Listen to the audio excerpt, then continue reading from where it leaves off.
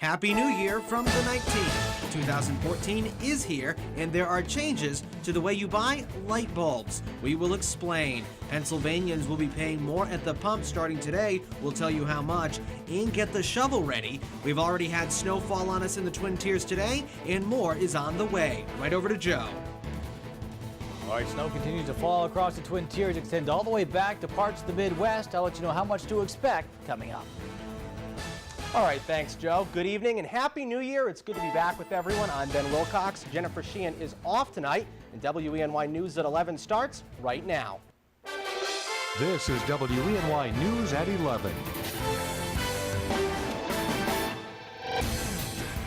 We are starting the new year with a lot of snow, and for that reason, we want to start with Chief Meteorologist Joe Veras in the Weather Center. Joe?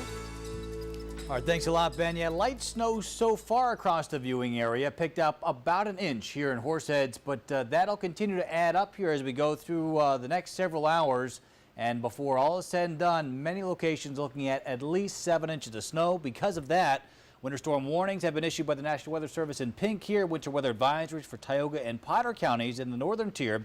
Latest radar map showing the light snow continuing to fall across the area. However, we are expecting a break in the action later on tonight as the snow tries to pull up towards the north and east, but the center of low pressure still well back to the south and west, and this is going to come our way tomorrow, filling in the precipitation once again, and the snow will fall heavily at times, especially later tomorrow afternoon and into tomorrow evening.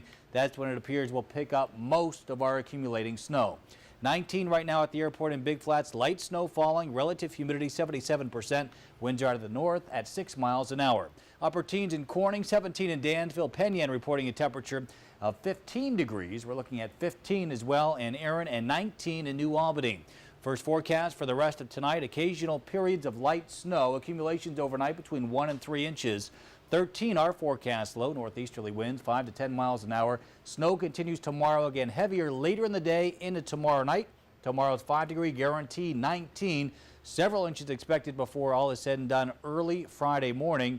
More on the upcoming storm in just a few minutes. All right, thank you, Joe. We'll see you in a little bit. It's about to be lights out for light bulbs, as most of us know them. WENY's Candace Cole joins us now to explain why. Candace? Ben, today has marked the end of an era when it comes to the incandescent light bulb. It's a new year, and the first order of business, getting rid of those 40 and 60 watt incandescent light bulbs. They're being phased out due to a provision in the energy efficiency law signed by former President George W. Bush.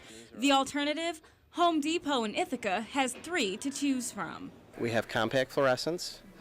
We also have what's called an EcoVantage, which is very similar to an incandescent, but it's basically an energy savings light bulb, but it puts out the equivalent wattage. And then we have the LEDs. So just how much energy is being saved in comparison to a traditional 60 watt bulb?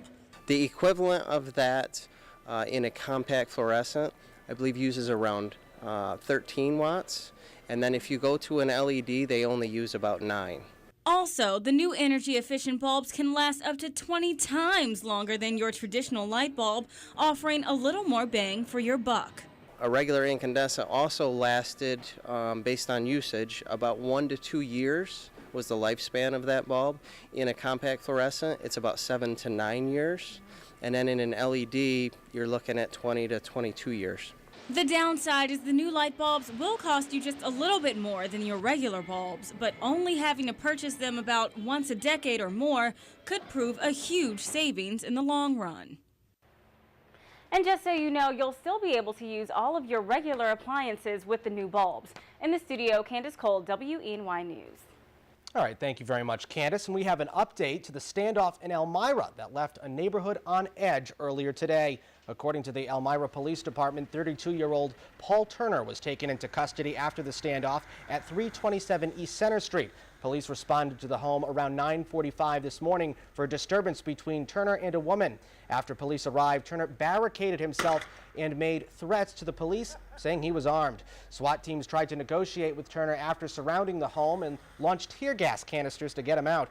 Turner has been charged with attempted assault, menacing, and criminal obstruction of breathing.